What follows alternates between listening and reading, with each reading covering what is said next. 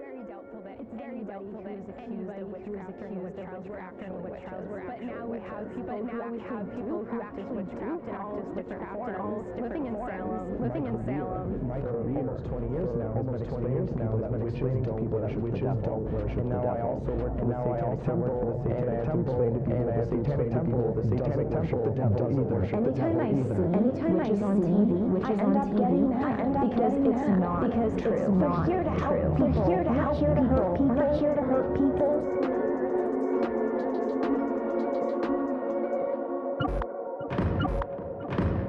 I am in Salem, City.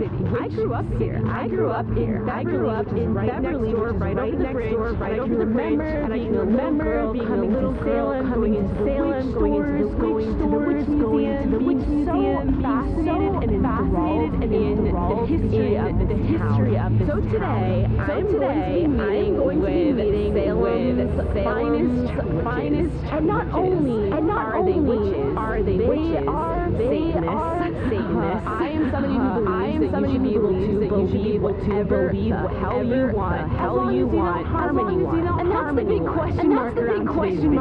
Because I don't know these people, what they believe as Satanists, and what that means. I just believe there's always more to the stereotype. There's always more to the surface level. I want to get to know the humans before my day with the witches. I thought it was more about the witch trials in Salem. So I met up with Isabella Connor. It all began. So we are right now in modern day Danvers, but back in 1692, this area was known as Salem. And a lot of the events from the witch trials that you'll read about actually happened here in Salem Village. So we are at the Salem Village, also known as the Samuel Parish site, and this is the home where Samuel Parish and his family lived, including Abigail Williams, and Betty Paris, who are the first afflicted girls of the Salem exhibiting these very peculiar symptoms that nobody really knew. Betty Paris's father, Samuel Paris, is the minister. He has other minister friends come check out the girls and see nobody really knows what's wrong with them. So the theory they come up with right away is they are being tormented by the devil. This is really where the witch trials started, and this is where those girls ended up accusing the first victims of the witch trials. It's a strange energy. Literally where the witch trials started. In the structure. It's just so weird when you're standing here and you're thinking about all these stories that you read about, and this is where it's just crazy. It's just crazy. I went to meet up with local Salem witches, Thomas and Pixie, who are also a part of the Satanic Temple. I have a lot of questions for them that I hope to get answered throughout the day. This is just water with me. Yeah. I want to learn. I can show you some of the things I work with. I would love to.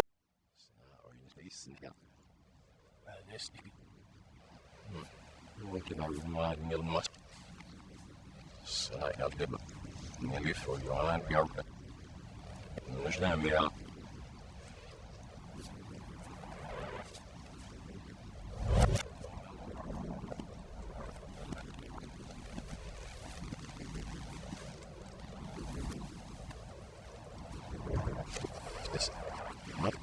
See, I'm there alive.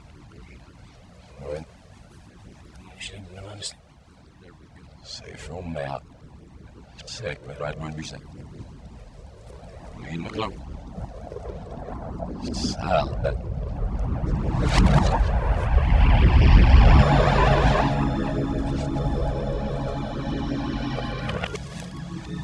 مش نعمل فيني روزاني السناي السياف نفسي نوي فيني مت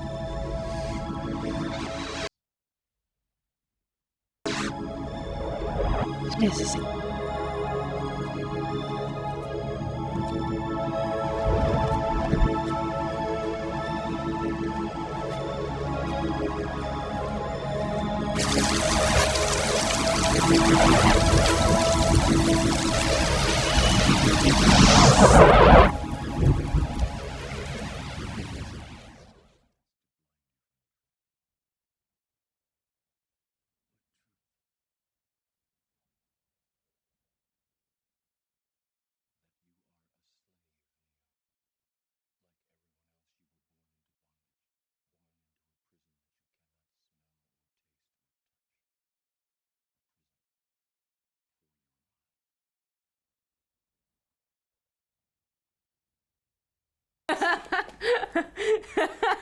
So mote it be. So mote it be. So mote it be.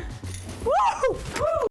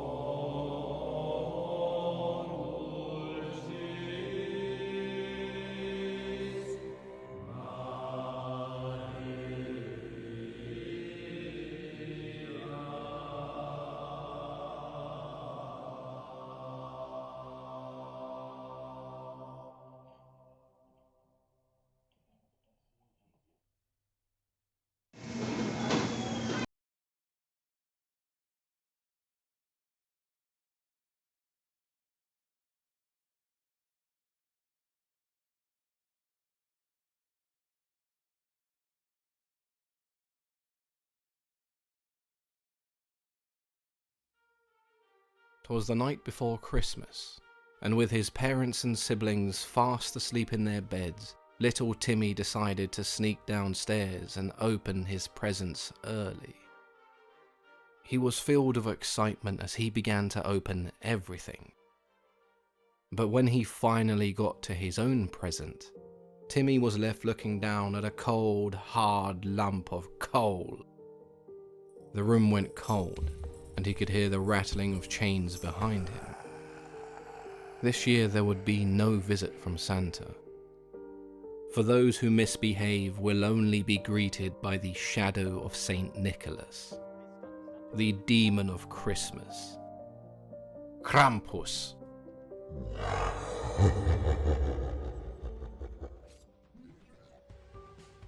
To many of us, Christmas means a time of joy, togetherness and family. But if we're being honest, as kids it also meant no school and a bunch of presents. There are those, however, unfortunate enough to experience the dark side of Christmas. Those who never got their visit from Santa. Misbehave and you'll be on Santa's naughty list. But what if that list was more than just misbehaving children? What if that list was intended for someone else? There's nothing like tales of a demon who drowns, eats, and drags children off to hell to really get you into the Christmas mood. Jokes aside, Krampus is one of my personal favourites, and it's also a video that I've always wanted to come back to and improve upon. Stories of Krampus have appeared throughout Central Europe as far back as pre-Christian Alpine tradition. This area covers a host of countries from Austria, Germany and Switzerland to parts of France, northern Italy, the Czech Republic and Slovenia. Modern tales depict him as the not-so-friendly companion of Saint Nicholas or Santa Claus, who punishes the poorly behaved while Saint Nicholas rewards those who have been good. However, it may not have always been that way. When discussing Krampus, there are two distinct periods of time that give us entirely different stories. The initial period of pagan tradition, and then the period after of Christian tradition. We honestly don't know much about his earliest origin because most pagan traditions were either forgotten or absorbed into Christian traditions. The most common belief is that Krampus may have originated from a horn deity. And we know this extends further than just pagan beliefs because horn gods have existed in multiple cultures across the world. There is a similarity between Krampus and the ancient Greek satyr, both being quite rowdy and mischievous, but one is clearly more evil than the other. In Old High German, the word Krampen meant claw, which could refer to a clawed monster, but just like everything else surrounding his origins, it's all pretty ambiguous. The closest connection we can draw between Krampus pre- and post-Christian Alpine traditions are pagan festivals that took place during the winter, similar to Yule or winter solstice. During these festivals, men would dress up in masks and animal furs and parade around villages being a nuisance, which is something they still do today, but we'll get into that a little bit later. So far, there's not been much to suggest that Krampus ever had anything to do with Christmas or Santa Claus, other than appearing at a similar time in the year. In both Austria and Germany, it wasn't uncommon for individuals to wear a devilish mask and make a nuisance of themselves during holidays which honoured Christian saints. This wasn't done as a tradition honouring Krampus, more so a pushback against the church, which had been phasing out these pagan beliefs and traditions. You can, however, make the argument that this would be the start of what we would see in the years that followed. If we go even further back, the closest thing we have to an origin for Krampus comes from a figure known in Austria as Perkta. She was mentioned very briefly by the Brothers Grimm, and the best way I can describe her is as a combination of Santa Claus and Krampus. Rather than having the concept of good and evil shown by two separate entities, Perkta represented both the reward and the punishment. Around midwinter, during what we would refer to as the 12 Days of Christmas or the Feast of the Epiphany, she would visit the homes of children. If they were good, then they would find a silver coin in one of their shoes the next morning. Sounds a lot like Saint Nicholas, right?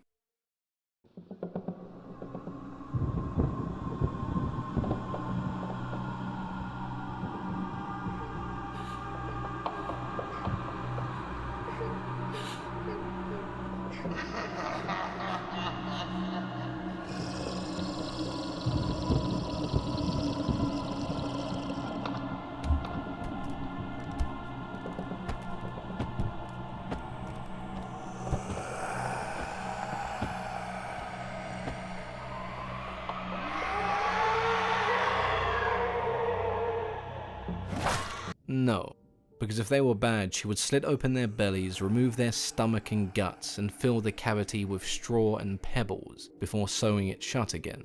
This also extended to anyone who ate anything other than meat, fish, or gruel during the day of her festival. To symbolize this duality, she appeared as a beautiful woman dressed in white, and other times as a withered old hag. Accompanying her were a group of spirits known as the Perkton, who, just like Perkta, also appeared in two different forms. The beautiful Perkton, who brought with them good fortune, and the ugly Perkton, who had fangs, tusks, and horsetails, not too different from Krampus himself.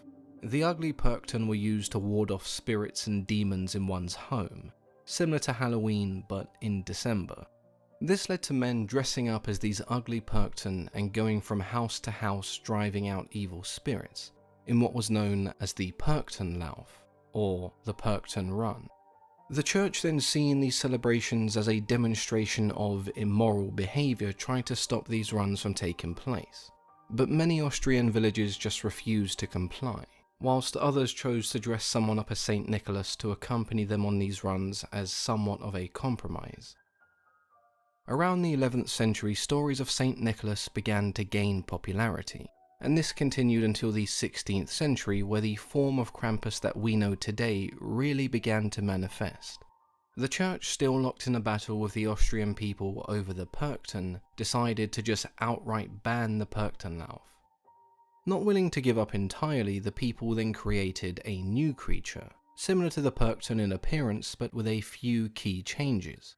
This creature would now serve St. Nicholas, and would be known as Krampus, a hairy, horned and hooved demonic figure, with sharp fangs, long claws and an even longer tongue. At this point in time, he wasn't considered the only one of his kind. The Krampus referred to a race of monsters that appeared during the Yule period. During this period, Christians would celebrate St. Nicholas. December 6 was known as St. Nicholas Day. Much like modern-day Christmas, St. Nicholas would deliver presents to those who had been good. Those who were not so good would get either a lump of coal or a twig. To the church, the idea of these Krampus figures was still a symbol of heathenism, and so they decided to assimilate this belief into their own existing winter ceremonies. Krampus was then paired with St. Nicholas. One symbolized good and the other evil. He would then become associated with the idea of the Christian devil. He was given chains to symbolize the binding of the devil by the church. He now carried around birch sticks that he would use to beat misbehaving children with. On his back he had a basket or a sack that he would throw those naughty children in when dragging them off to hell. If you were extremely poorly behaved, you may even be drowned or eaten. The night before St. Nicholas Day now became Krampusnacht, meaning Krampus night. December 5th was the day this demon was allowed to roam the streets and villages. It was no longer St. Nicholas giving you a twig or a lump of coal. He was only concerned with the good children. The punishment of the rest fell to Krampus. It was fairly common for the church to integrate ideas and traditions from other cultures into their own when attempting to convert those from a different faith. And it does make sense. Just turning up on someone's doorstep and telling them to stop believing in what they do because they're going to hell normally elicits a negative reaction. Instead, showing them that there is a common ground in your beliefs is much more effective. In this case, it was more so the Austrian people who adapted their beliefs into something more palatable to the church. And so the story of St. Nicholas and Krampus is a good example of how a heathen belief was integrated, despite the major differences. The tradition of St. Nicholas Day went through quite a major shift as a result of this, going from St. Nicholas leaving you a twig if you were poorly behaved to being dragged off to hell by this giant demon goat monster. But if you were lucky, maybe you'd just be eaten or drowned in a lake. Quite the tonal shift. By the 16th century, stories of St. Nicholas began to be replaced. He now became Santa Claus, deriving from his Dutch name Sinterklaas, or Father Christmas if you live in the UK. Stories of Krampus remain largely the same, and December 5th was still considered Krampus night in many countries. With Christmas being celebrated on the 25th, it's only natural to then want to move Krampus night to Christmas Eve for those outside of the Alpine region, and that's why you may see this in various stories and movies, despite these celebrations and festivals taking place in early December. These celebrations can vary depending on the region. They often involve wearing a wooden mask, dressing up in fur, and attempting to look as terrifying as possible. In some towns it's more humorous, and in others it's slightly more scary, but it's all mostly done in good fun. The most popular of these traditions is the Krampuslauf, or the Krampus Run, which is essentially the same as the Perchtenlauf. Groups of people dress up as Krampus wearing large bells so they can be heard as they roam the streets in packs accompanied by a St. Nicholas. What exactly they do depends on how they're feeling. Some just scare children and passers-by, some throw snow at them, and others whip them around the back of the leg. Then you have those who visit houses giving presents, and in exchange they're given schnapps and brandy. So it's pretty much just adult trick-or-treating. And it's also a pretty good excuse to walk around being a massive douche for a day. In parts of Austria, twigs would be painted gold and left around the house all year round as a reminder for children to behave. In the 1800s, Krampus could be found on greeting cards, postcards, and on the wrappers of candy. These depictions were rather odd and often quite distasteful. They feature Krampus as a more devilish figure with a sexual undertone. And this stems from those in large cities never really seeing these traditions. All they had to go by was the word of the church, who equated Krampus to the devil.